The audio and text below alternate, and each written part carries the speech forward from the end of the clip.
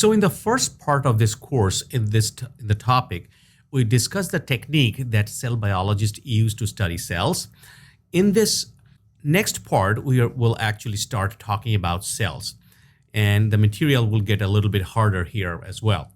We will begin by looking at cell membranes, the membranes that surround the cells, and membranes within the cell, and how small molecules are transported across these membranes.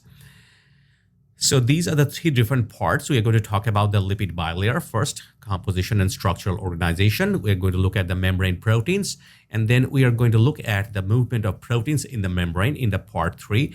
They will be all in the same lecture video. So the first part, the membranes are critical to the life of cell. In case of both eukaryotes and prokaryotes, the plasma membrane actually defines those cells and separate them from the environment and prevents some small macromolecules from passing into and out of the cell. This selective permeability characteristic of the membrane is actually very important. In the case of eukaryotes, the membrane delimit or define the intracellular organelles, and in doing so, compartmentalize the cell and localize the biochemical reactions to certain areas within the cell, and that's another important function of the cell membrane.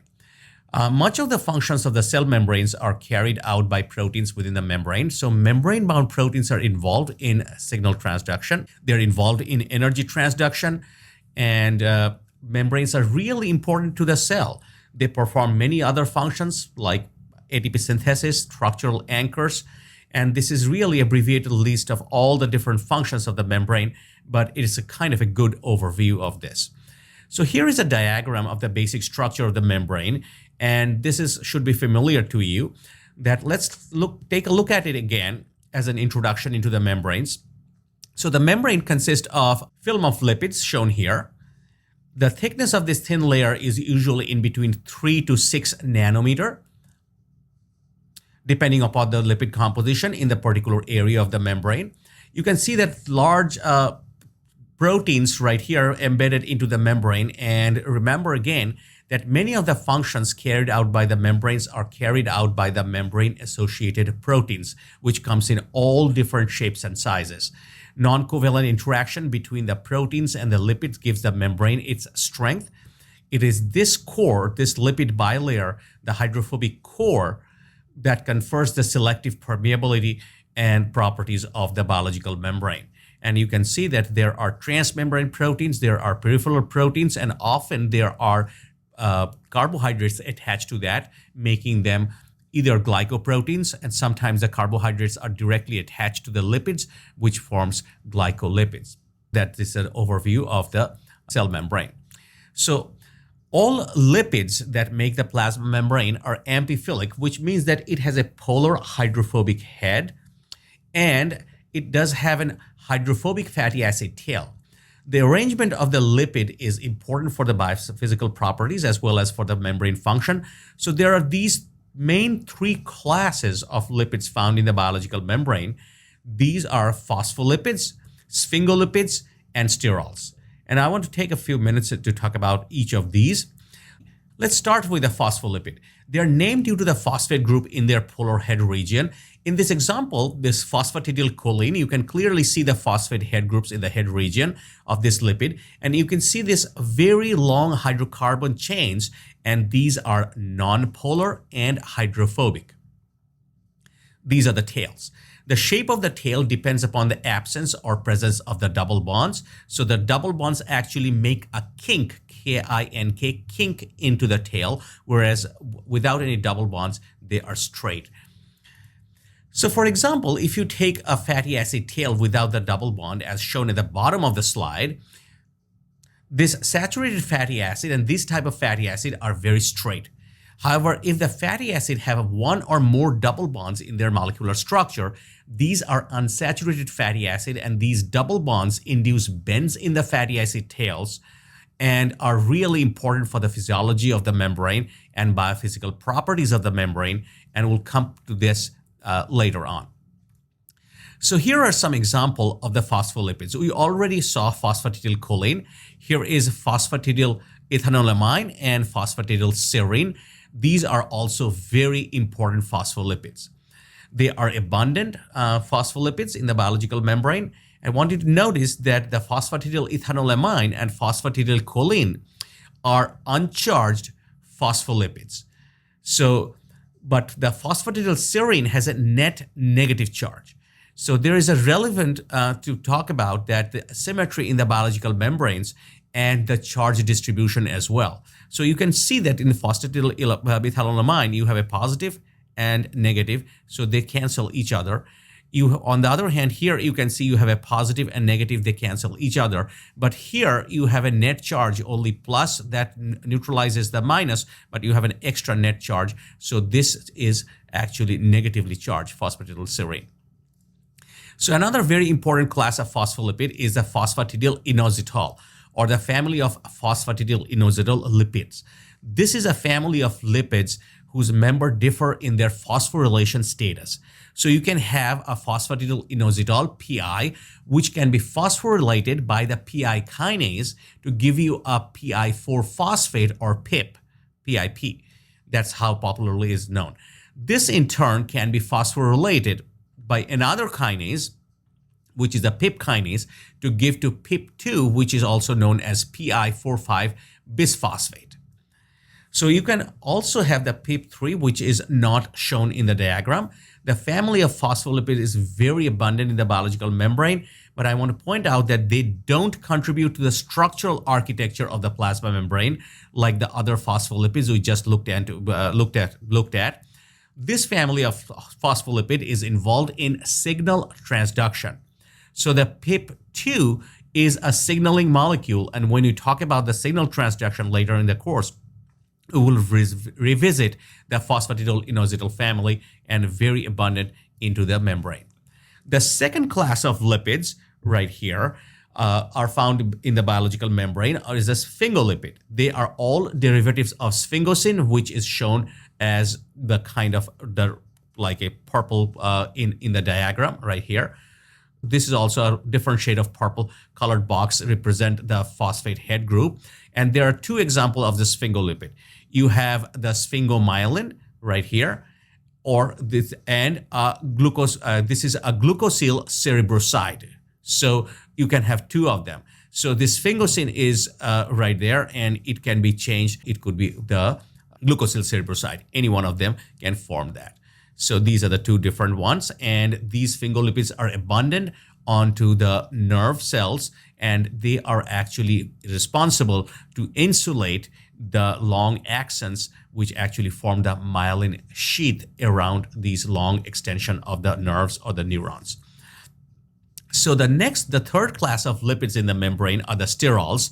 In animal cell, that sterol is cholesterol, and in lower eukaryotes, the most abundant sterol is ergosterol, and in plants, it is called stigmasterol. We will just focus on the cholesterol.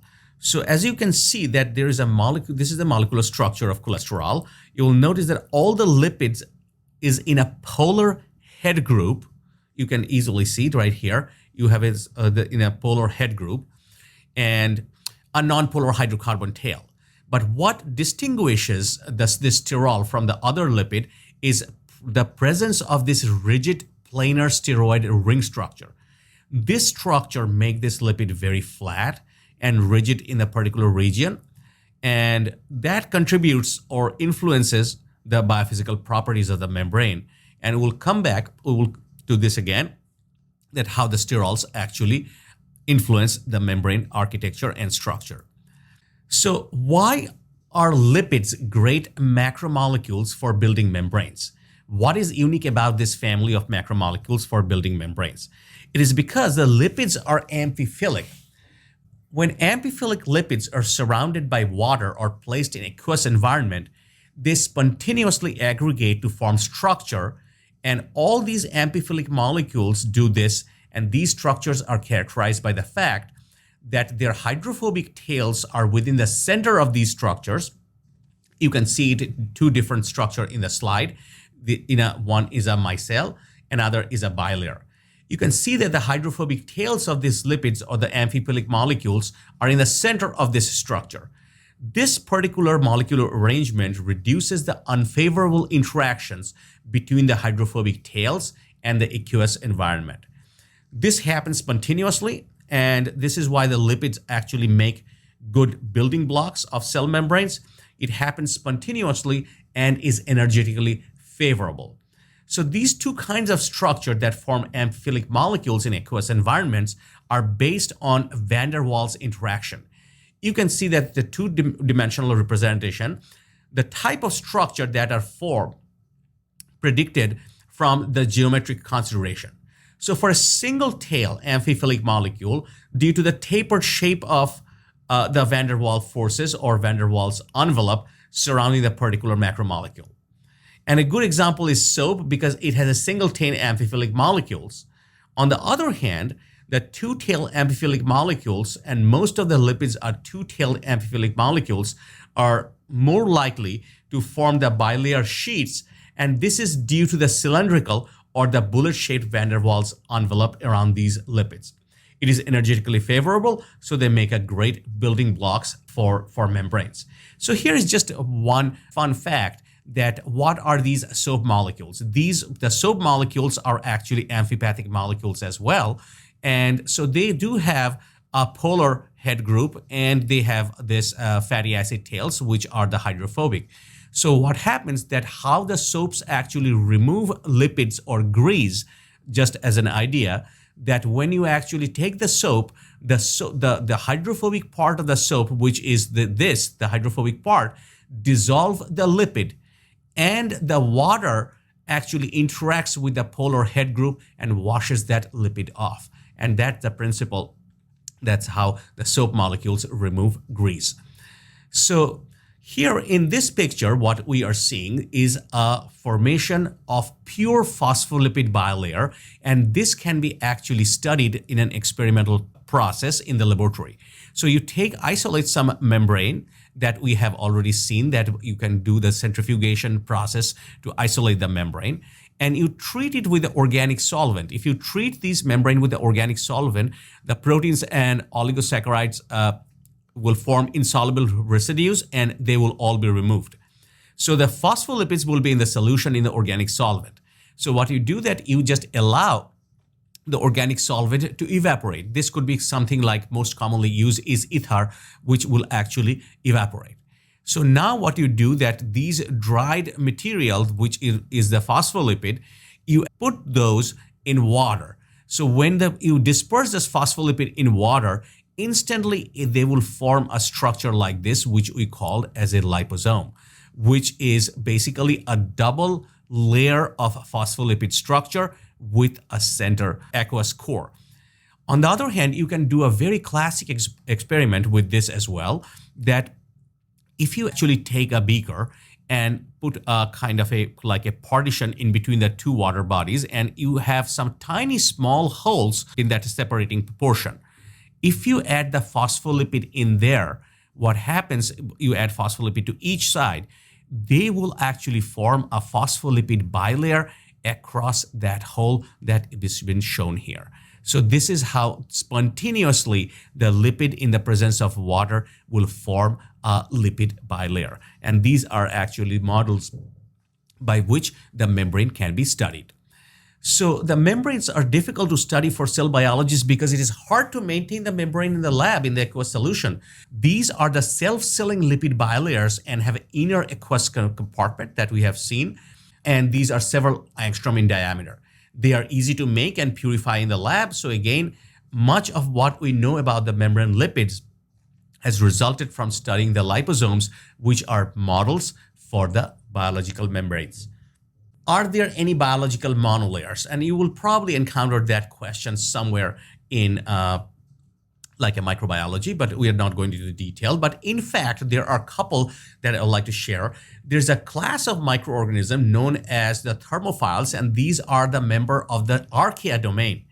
They are actually the ones which actually grow in very extreme environment. And this extreme environment is very commonly hot springs or underwater hydrothermal vents, or very, very hot desert. Some of these of the areas, and these are the reason that these archaea are known as these extremophiles.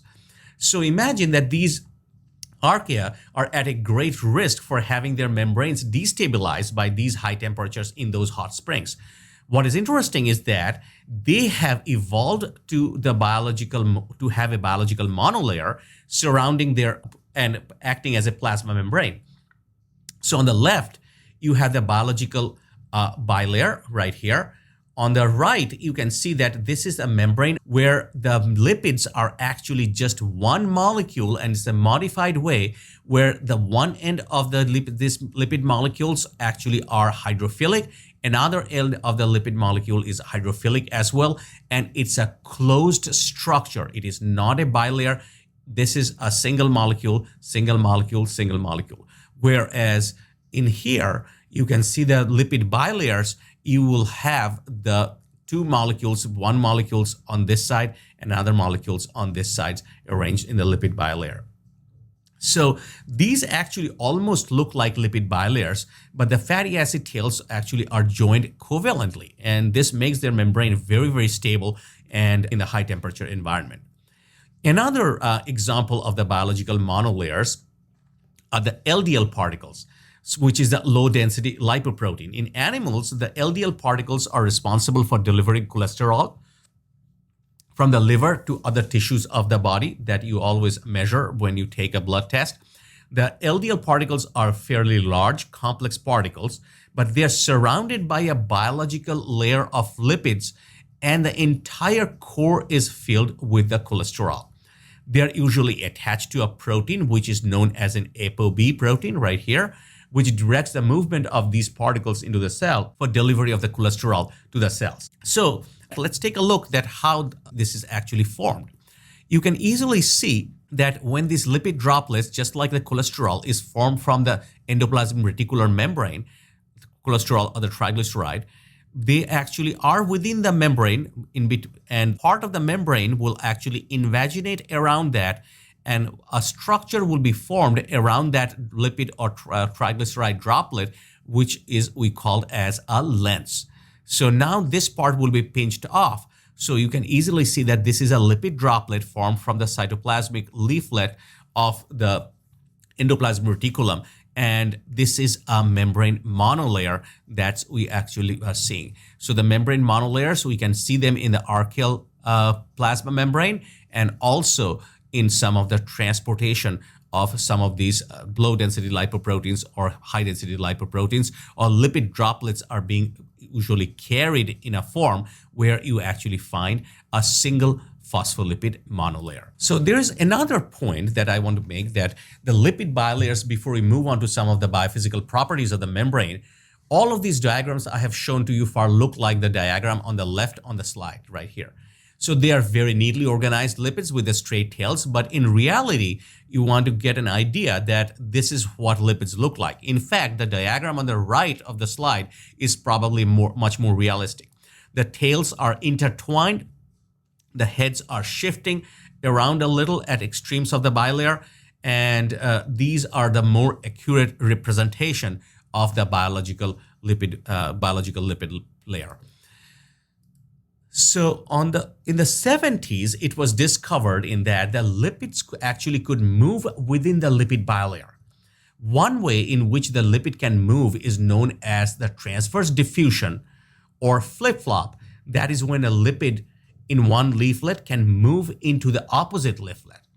This type of movement is a fairly slow process for a lipid to move from one leaflet to the other. The polar hydrophobic head has to travel or move through the hydrophobic core of the biological membrane.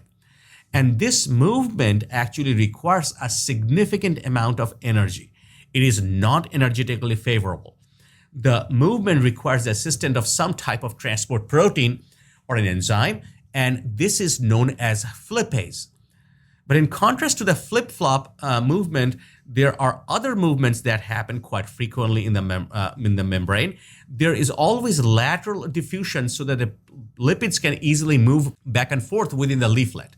There is rotation, the lipid can actually spin within the leaflet.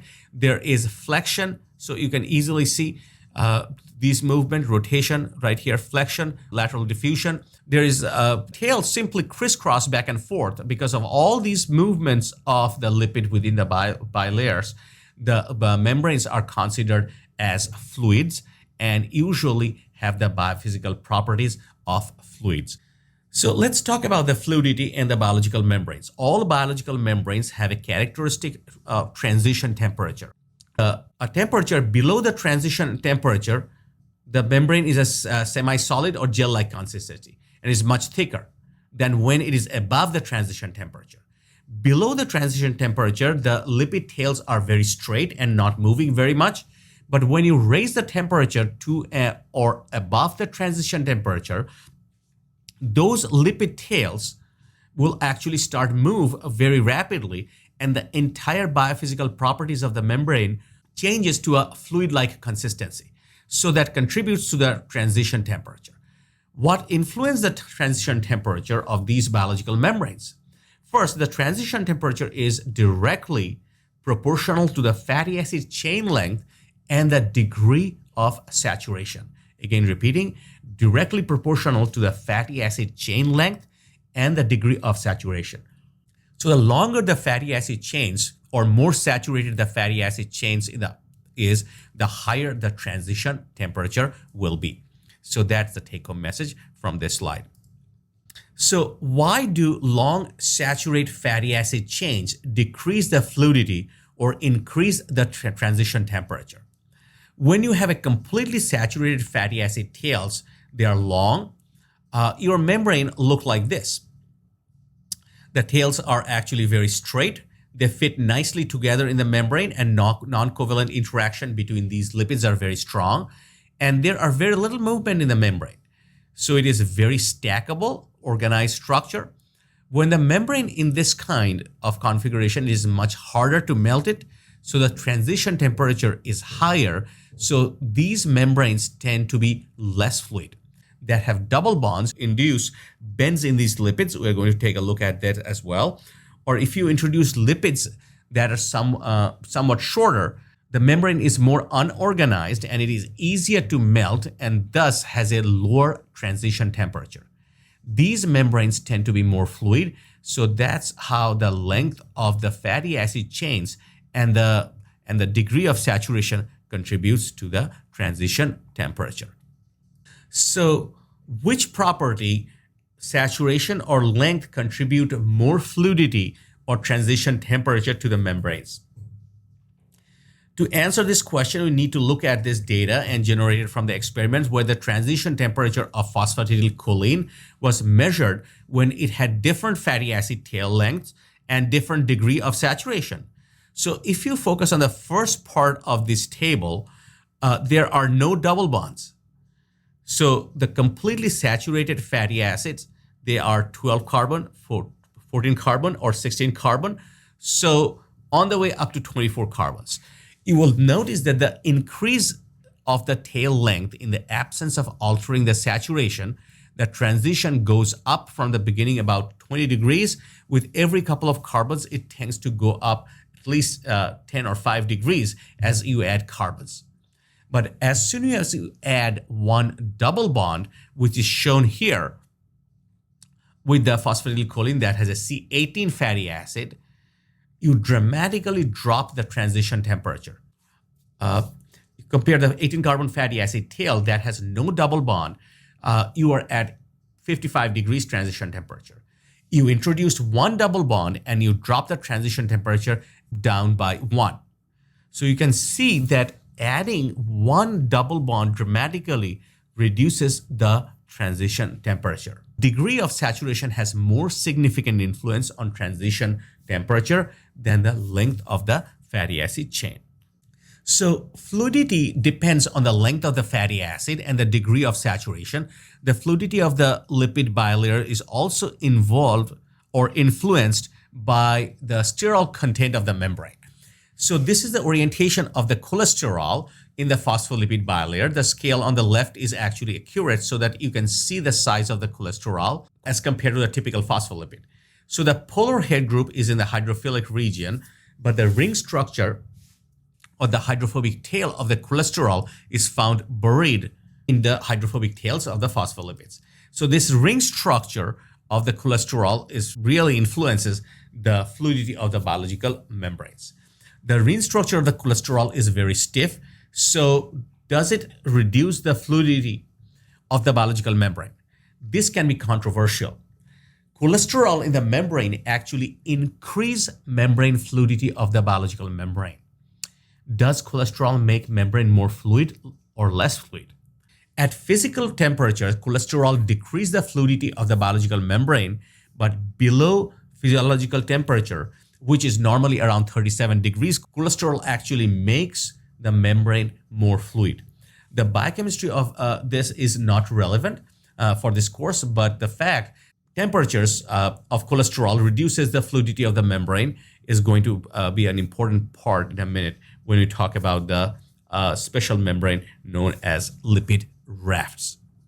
The lipid composition differs in exoplasmic and cytosolic leaflet and influence the bilayer thickness. Pure sphingomyelin bilayer is thicker, and the phosphoglyceride, which is a phosphatidylcholine bilayer. Cholesterol lipid ordering effect increases the phosphoglyceride bilayer thickness. The membrane curvature also depends upon the lipid phosphatidylcholine as in cylindrical shape and forms essentially a flat monolayer, whereas the phosphatidylethanolamine is conical shaped because of a smaller head group, and it forms these carved membranes. So the lipid bilayer enriched with the phosphatidylcholine is in the exoplasmic leaflet with the phosphatidylethanolamine in the cytosolic phase when the natural curvature of the plasma membrane occurs this way.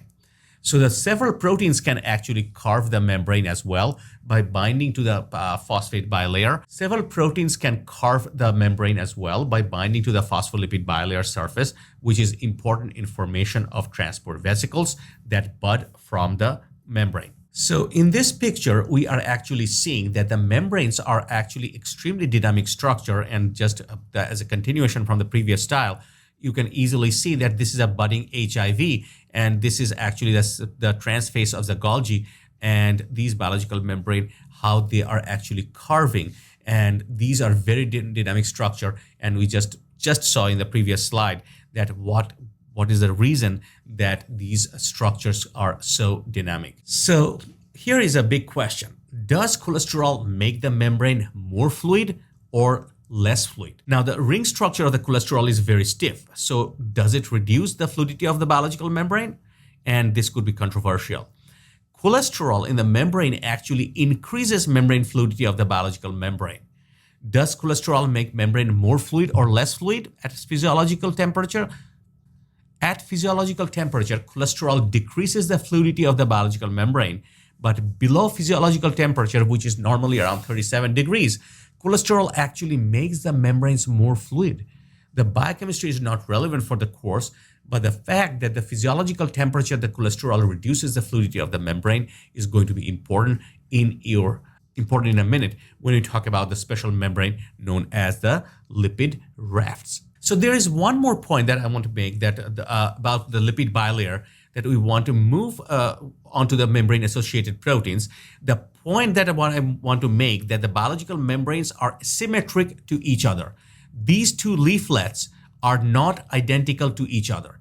The placement of the lipids in the outer leaflet and the inner leaflet is not random. Typically, what you see in the biological membrane is that in the plasma membrane, in the outer leaflet toward the extracellular space, you see the neutral lipids, such as a member of the family of sphingolipids, as well as phosphatidylcholine. But on the inner leaflet that faces the cytosol, you find more charged lipids, such as phosphatidylserine. So the point is that the biological membranes are asymmetric, very important for the physiology of these membranes, especially in the case of charge. Maintaining this charge across this membrane is very important, and the cellular function for many different types of cells, very important in neuronal cells. In this picture, we are seeing the two faces of the cellular membranes. The plasma membrane, a single bilayer encloses a cell and will have a cytosolic and an exoplasmic leaflet. On the other hand, the vesicles are some organelles which are bounded by the single membrane. It will have an internal aqueous space, and the topology is equivalent to the outside of the cell. So here, right here, is the internal membrane, which is similar to the outside of the membrane for the plasma membrane. But the outside will be the similar like the plasma membrane, which is facing the cytosol. So the nucleus, mitochondria, chloroplast, organelles, these are all enclosed by the two membranes separated by a small intermembranous space. So two membranes means that each one of them is a lipid bilayer. So in the two membrane means there are 4 lipid bilayer leaflets. So the exoplasmic faces in the inner and the outer membrane border in the intermembrane space. So exoplasmic face of the inner and outer membranes border the intermembrane space, and the hydrophobic membrane interior is also in there, which is not shown in this diagram. So the next, what we are seeing, that the membrane symmetry is actually conserved during the membrane budding and the fusion. Here you are seeing that there is a protein anchored into the lipid, and you can see the lumen is actually considered as the outside of the environment, whereas right here is the cytosolic phase. The outside the membrane is the cytosolic phase. When this protein is moving and this vesicle is actually fusing with the plasma membrane, the fusion actually allows the same way that this portion of, in the process of endocytosis, when it's going out or going in, no matter what, the inner portion will actually, cytosolic portion will remain in the cytosolic side, whereas the cytoplasmic side will actually stick out into that lumen. And this is how the asymmetry of the membrane is actually conserved completely in the plasma membranes. This actually concludes the first portion. Then we are going to move into the second part, where we are going to talk about the membrane proteins and their basic function. And we are going to take a look at the different types of proteins that is being shown in this picture. So there are 3 classes of membrane proteins, and they are defined by their position in the membrane. The integral or the transmembrane proteins are a class of membrane proteins that are very tightly associated with the membrane. They span the phospholipid bilayer. The second major class of the membrane proteins are the lipid-anchored membrane proteins. These proteins are on the surface of the membrane but are tightly associated with the lipid molecules embedded in one leaflet. The third group are the peripheral membrane proteins. They are less tightly associated with the biological membrane, basically sit on the surface, but I want to talk about these 3 major classes and look at some examples as well. So first, let's talk about the integral or the transmembrane protein. These proteins have a major portion of the amino acid chain on either side of the membrane, and they pass completely through the plasma membrane. So these proteins typically have an abundance of hydrophilic amino acid in the portions that are sitting outside the membrane. And these transmembrane proteins usually pass through the hydrophobic core of the biological membrane as alpha helices, but there are some exceptions. And so the amino acid in the transmembrane region usually spontaneously form alpha helices, and there are many hydrophobic amino acids are in there which actually interact with each other and also interact with the membrane lipids, which actually form this spontaneous structure. There are a couple of exceptions also, as I said, and which I will talk about. So this is the cartoon representation of the structure of glycophorin A. It is a typical single pass transmembrane protein. It's a dimeric protein, so you have a monomer on this side and another monomer on this side. So it's a dimeric protein. There are 23 hydrophobic amino acid residues which forms the membrane spanning domain.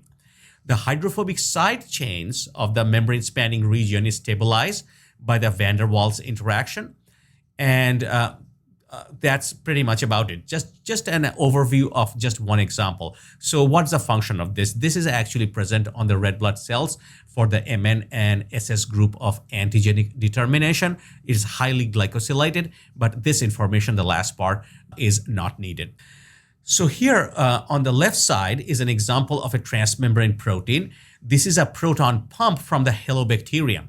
This is a bacteriorhodopsin protein, which is similar to the rhodopsin that we actually find in the retina in our eyes. The particular transmembrane protein actually participates in ATP synthesis in this organism. It's a huge transmembrane protein, which is a 7-pass transmembrane protein. Again, the transmembrane region are alpha helices. The retinal molecule that you are seeing right here is covalently attached to one of the helices, and it changes the conformation when it absorbs the light energy. And due to the light energy, it activates the proton pump, which actually drives the ATP synthesis. On the right-hand side, this is a glycerol channel. This is from E. coli, though. This is known as a glycerol uptake facilitator protein right here. And the difference in between the membrane-spanning alpha helices are that these are at an oblique angle, and the two helices that actually penetrate only about halfway. It's only just about halfway to the membrane, and there is a very long membrane spanning helix which just actually have a break or distortion in the middle. So that is the only thing that is being actually shown right here. So you can easily see that this is the kind of the break or the distortion that we're talking about. So this is just to illustrate that these membrane-spanning proteins come in all shapes, sizes, and characters. There is not much of detail about each of these functioning of these proteins or what they are made up of with. We are not going to ask those details. So this is another proton pump from the Rhodopseudomonas. This is also another bacteria. And this is 11-pass transmembrane protein. So you can appreciate that how complex these structures are actually. So up to this, we actually talked about some of these proteins which actually do have an alpha helix core right here. Now here, the porins are also considered transmembrane proteins, but they do not pass through the membrane as alpha helices. The amino acid composition of these type of proteins form a beta barrel, and these proteins can roll up and form a pore and be inserted into the membrane that way. So you can easily see a cartoon and how a beta barrel actually look like. These are the beta sheets, folded protein beta sheets, and that forms the barrel. So you can easily see that there are 14 beta strands or the flat sheets which actually make up the barrel. So this is an example from the Rhodobacter, which has a 14 beta strands. You can think of this just like a paper towel roll that is inserted into a biological membrane. So this is a typical porin.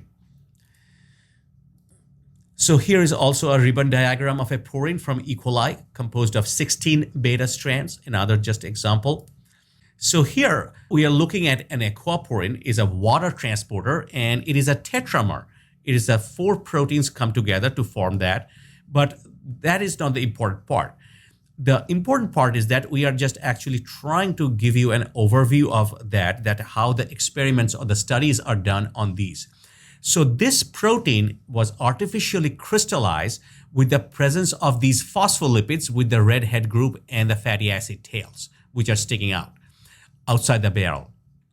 So this is an amazing macromolecular structure, not a cartoon, a real macromolecular structure, which is solved by the X-ray crystallography and show us how much detail about the membrane phospholipids, that how they interact with these proteins or in the core.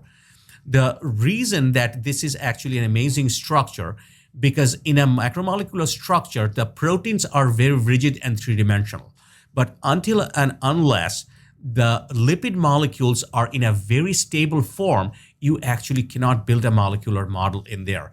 So the point I want to emphasize that these beta barrels actually do have these hydrophobic amino acid side chains sticking out of that beta barrel, which actually interacts. The hydrophobic part of their side chain interacts with this lipid molecule. This is a hydrophobic interaction and make them very stabilized. So this is just to appreciate that how we actually study the phospholipid and the porin or any transmembrane protein interactions. So the second group of membrane proteins are known as the lipid anchored proteins. This group of proteins have their entire amino acid chains associated with one or the other leaflet, they are associated with the biological membrane with some type of lipid anchor. And the anchor can be a single fatty acid chain or an unsaturated fatty acid, or it could be a glycophosphatidylate inositol. And I will elaborate on this. So the fatty acid anchors have a fatty acid bound to the N-terminus of a protein with an amide bond right here. This is called acylation. The fatty acid chain is usually fairly long and is saturated only with single bonds. And here is an example of a myristyl anchor, which is a C14 anchor. What we mean by that the anchor actually do contain 14 carbon in length. So this part is 14 carbon in length. So CH, though that will be the 14 carbons. So the prenyl anchors, on the other hand, actually have a long unsaturated fatty acid chain attached to the terminal cysteine of a protein. And this modification is called prenylation. And the attachment is made by a thioether bond in between this sulfur. This is a cysteine right here, and the sulfur comes from there, and this is a thioether bond. The attachment of a bond between this fatty acid and a 5-carbon unit is called a isoprene unit. So this is this 5-carbon isoprene unit right here. The isoprene group actually facilitates the attachment of the protein to the plasma membrane. And the prenyl anchor is a classic example of a prenyl anchor is this farnesyl.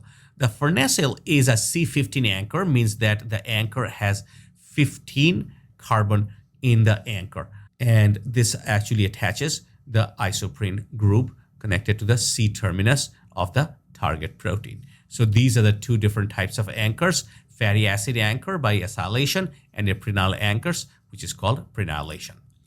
So here, check the glycophosphatidylate inositol anchors, or GPI in short. These are very complex anchors.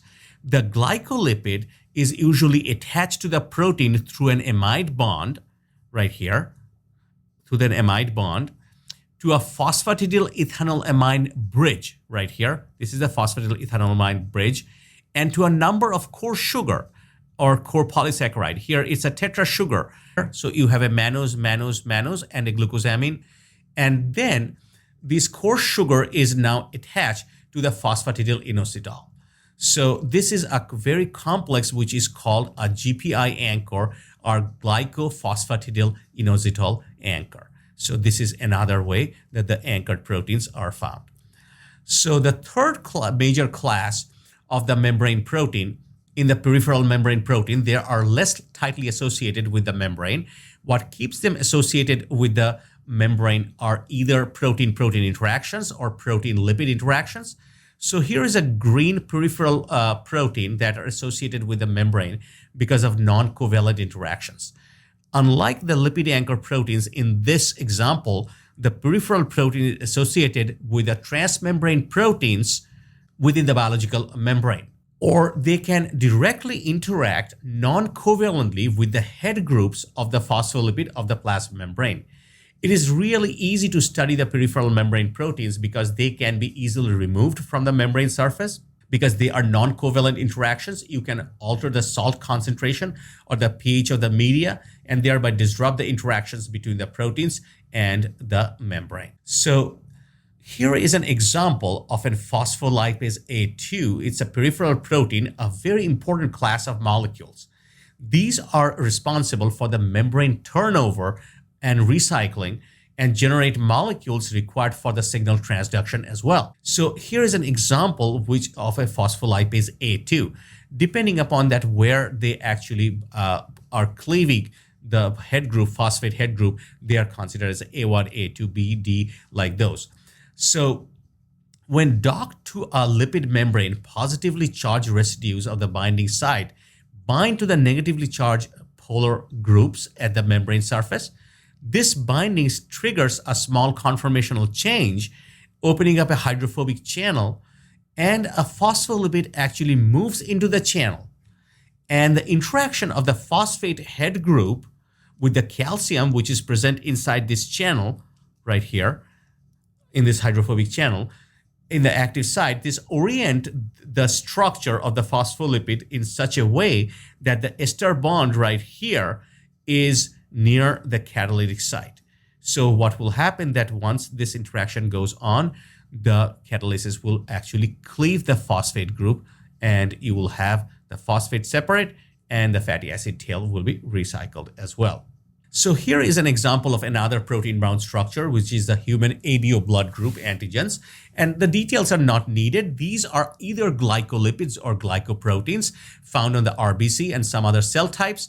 And you can see that these are anchored to the membrane by either lipid or proteins.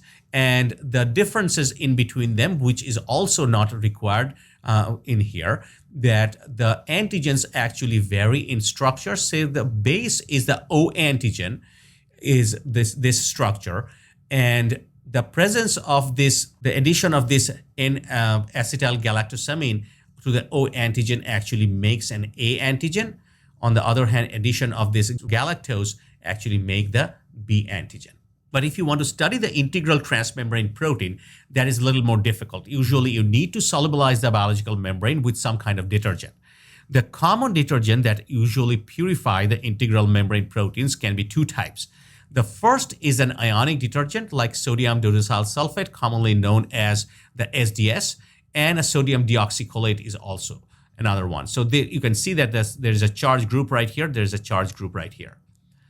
So on the other hand, the two common most non-ionic detergents are Triton X100, and another is this octyl beta-D glucopyranoside, which is known as an octyl glucoside. So let's take a look. You will notice that the molecular structure of these, what we have seen, whether it is Triton X100 or SDS, they do have a hydrophobic structure right here, hydrophobic part, and they have a polar part. So these are amphipathic molecules or amphiphilic molecules, which means that they do have a polar part, which is water loving, and they have a hydrophobic non-polar part, which is water hating. So what happens that when you dissolve these, automatically they will form these detergent micelles, where towards the center, all these hydrophobic cores will actually orient themselves, whereas the head groups will stick outside towards the aqueous environment. So if you want to purify a transmembrane protein to study in vitro, you would solubilize the phospholipid bilayer containing the protein of interest in a solution of detergents containing the detergent monomers and detergent micelles. What happens is that the hydrophobic tails of the detergent will actually interact with the hydrophobic regions of the membrane and disrupt that membrane and the components, and the membrane will be released.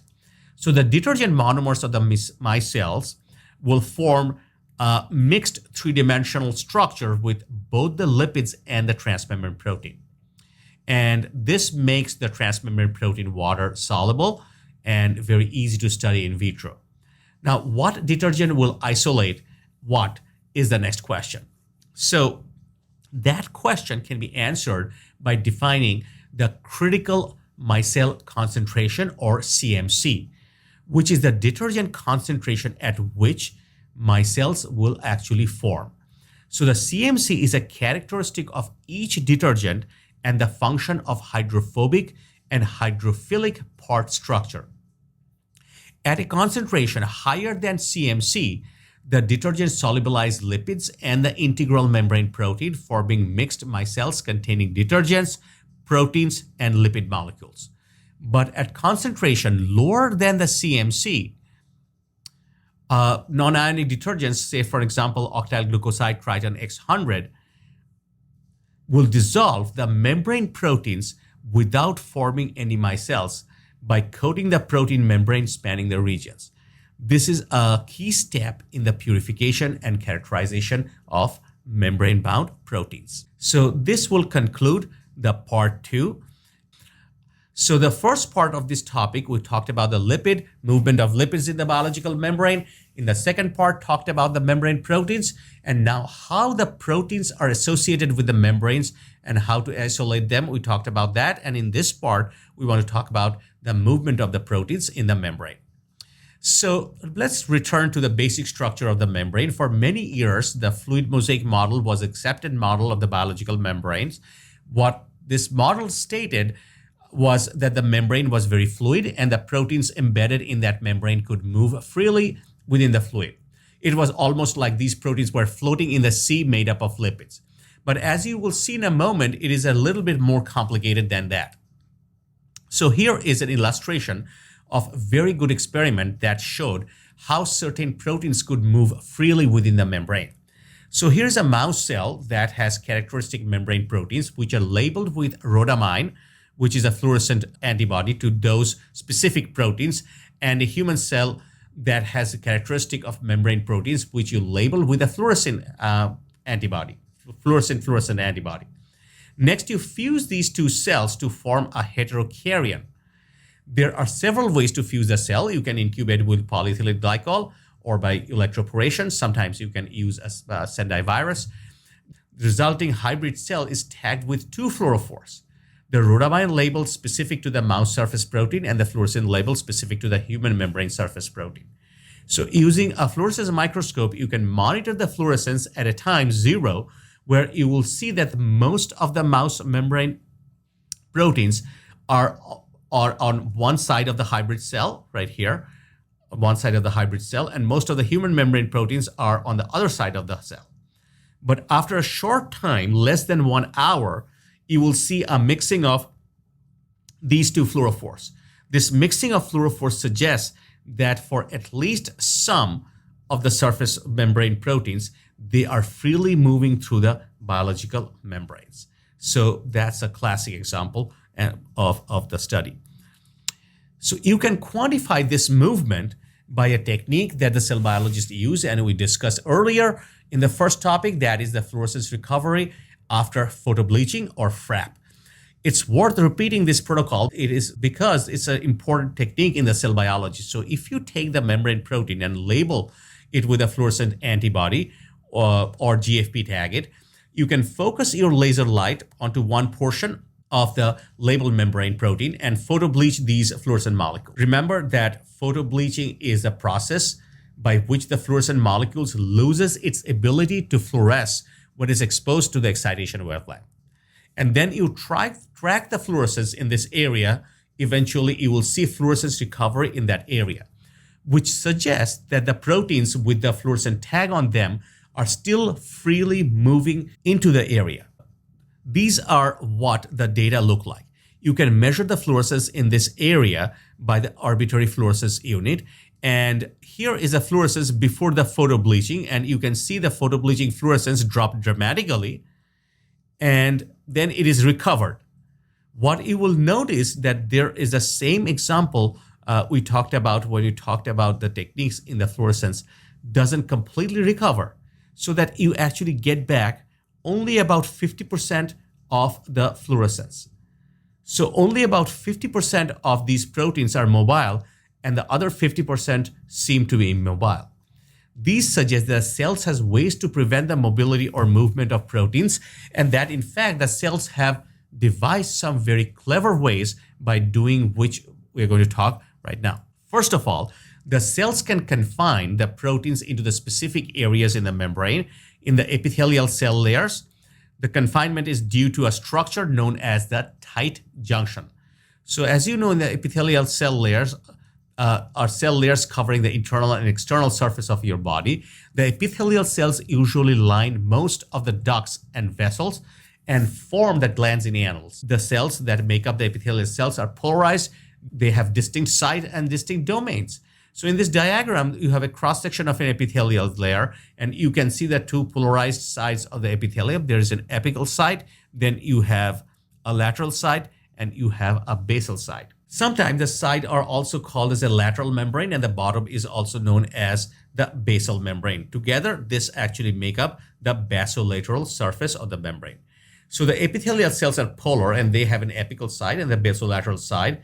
These domains are distinct, and they have distinct proteins. These are the proteins in the apical membrane, but they are not present in the basolateral membrane or the basal membrane, or vice versa. So how do the epithelial cells maintain characteristic proteins or collection of proteins within each domain?